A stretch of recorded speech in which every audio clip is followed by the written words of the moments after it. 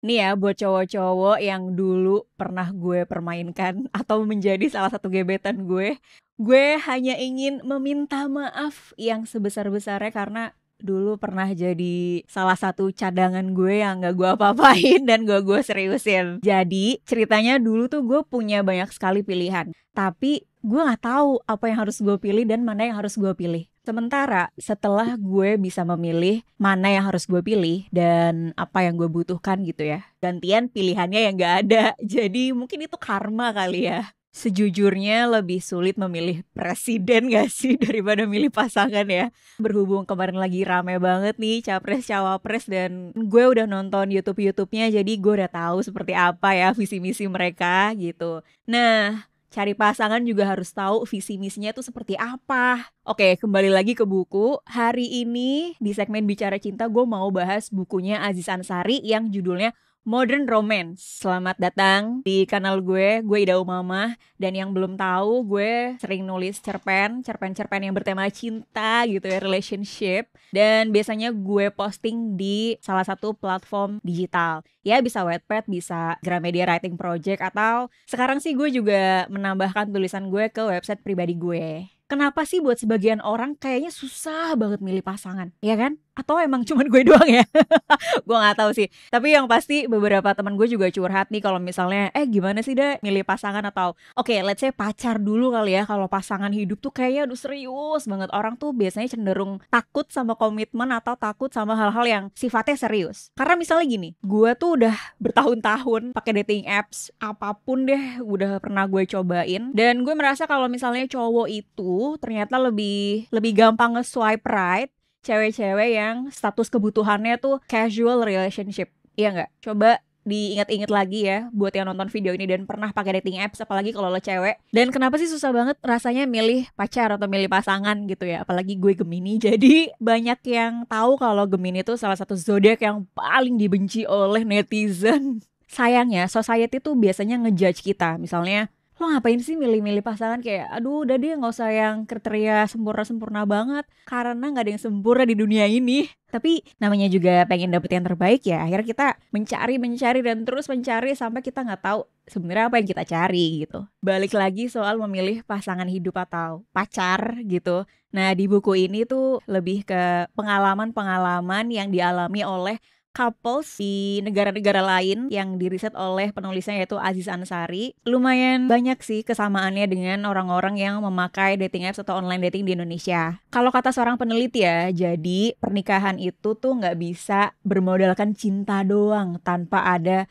sesuatu yang rasional. Bener gak sih? Ya walaupun gue belum menikah, tapi gue lumayan setuju ya, karena banyak juga yang selama ini mungkin jatuh cinta sama cowoknya atau sama ceweknya, terus jadi cinta buta. Mungkin dari situ juga sih ada pernyataan bahwa ya udah cinta itu nggak cukup. Dan gue pikir-pikir kalau misalnya lo cuma atas dasar cinta tapi nggak mikirin yang lain, itu terlalu egois ya rasanya. Ada yang bilang di buku ini kalau misalnya kita nyari yang bikin kita bergairah mulu atau sekedar nyari adrenalin rush, itu tuh kita nggak akan nemu-nemu mana yang cocok dan pas buat kita. Kenapa? Karena tuh kita selalu ngebayangin sensasinya doang, tapi bukan tujuan akhirnya gitu. Pernah gue rasakan juga waktu 2010-an ketika gue masih muda. Nah, waktu gue masih umur 20-an tuh memang sensasi, aduh dapat nggak nih gue, dapat nggak nih gue sama cowok ini, atau dapat nggak nih gue sama cewek ini. Itu tuh yang bikin kita merasa hidup ya.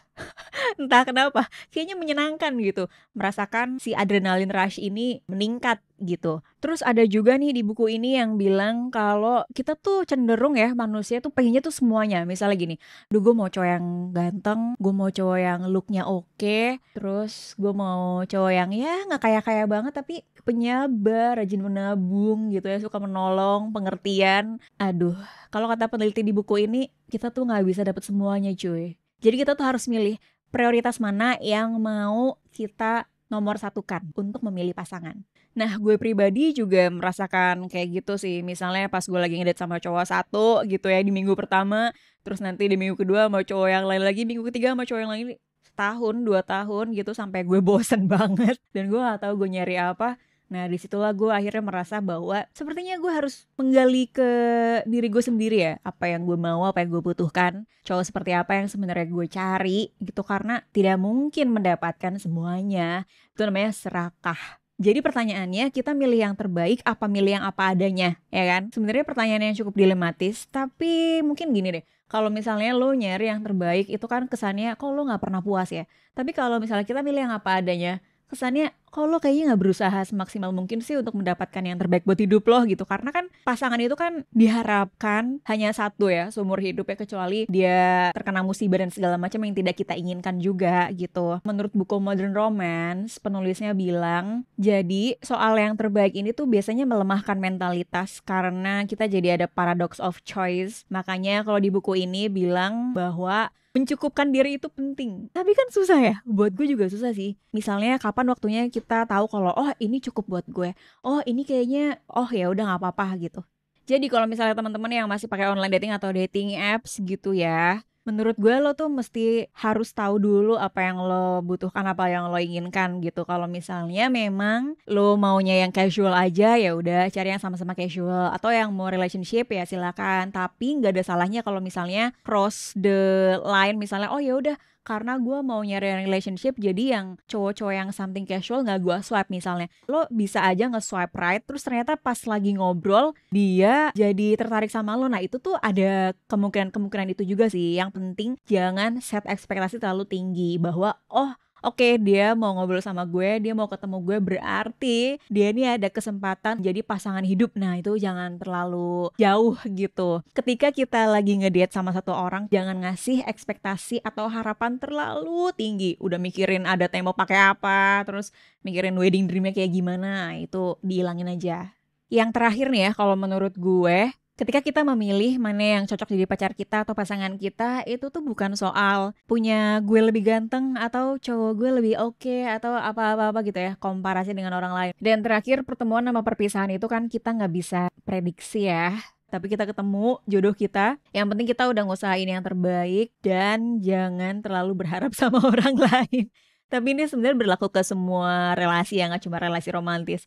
Bisa ke friendship, bisa ke kolega kerja gitu, sama aja lah. Dan kalau misalnya lo penasaran sama bukunya Aziz Ansari yang Modern Romance, bisa dicari. Gue nggak tahu ya, ini terakhir gue beli mungkin 5 tahun lalu ya. Sampai ini udah gue tanda-tandain kayak gini, banyak banget. Karena kalau buku non-fiksi biasanya gue kasih notes-notes gini untuk gue buka kembali ketika gue lagi butuh. Oke, segitu aja dari gue. Semoga berguna dan terima kasih yang sudah menyimak sampai akhir. Boleh tulis di kolom komen buku fiksi atau non-fiksi, romance atau relationship apa yang siapa tahu bisa gue bahas di sini gitu ya untuk next episode.